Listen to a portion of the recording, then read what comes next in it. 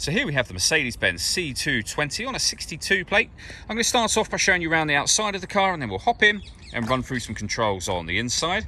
From the outside though, you can see it's a 5-door car with alloy wheels and tinted windows. Let's start off inside the boot and work our way around the rest of the car from there.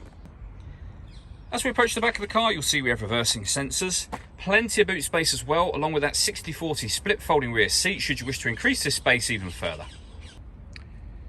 Okay, so we're just going to work our way back round to the front of the car, and then we'll hop in and run through some controls on the inside. But now that we've done a full circle of it, you can see it's in excellent condition the whole way round.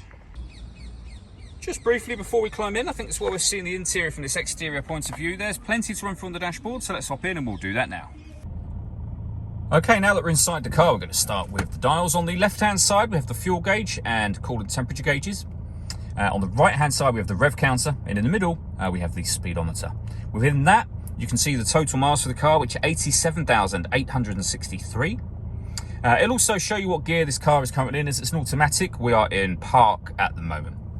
If we back out to the steering wheel, on the left-hand side, we have buttons that will change the information displayed in that central section there. So you can have, for example, a digital readout for the speedometer. And on the right-hand side, we have stereo and phone controls. The phone controls can only be used after such time as you pair the phone up to the car. And that is done over on the stereo in the center here, using the screen directly above it. So you'll see this car's got satellite navigation, for example.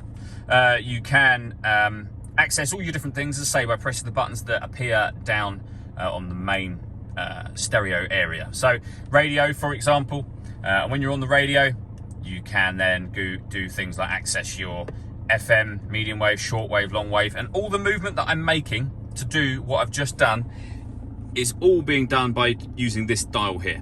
You can do virtually everything from that. It works kind of like a joystick. You can go back a page. You can go up to the top and access your telephone, your satellite navigation from here as well. Working our way down, we have the buttons that I was using. The main volume for the stereo, the CD player just there. And then beneath that, we can turn the parking sensors on and off. We can put the car in eco mode. We have our hazard warning lights as well. We then have dual zone climate control. So if I move the gear lever out of the way, you can see that you can adjust the passenger temperature, the driver temperature. You can increase and decrease the fan speed. You can determine where you'd like the air to be distributed within the car. The air conditioning is on at the minute, so off, back on again.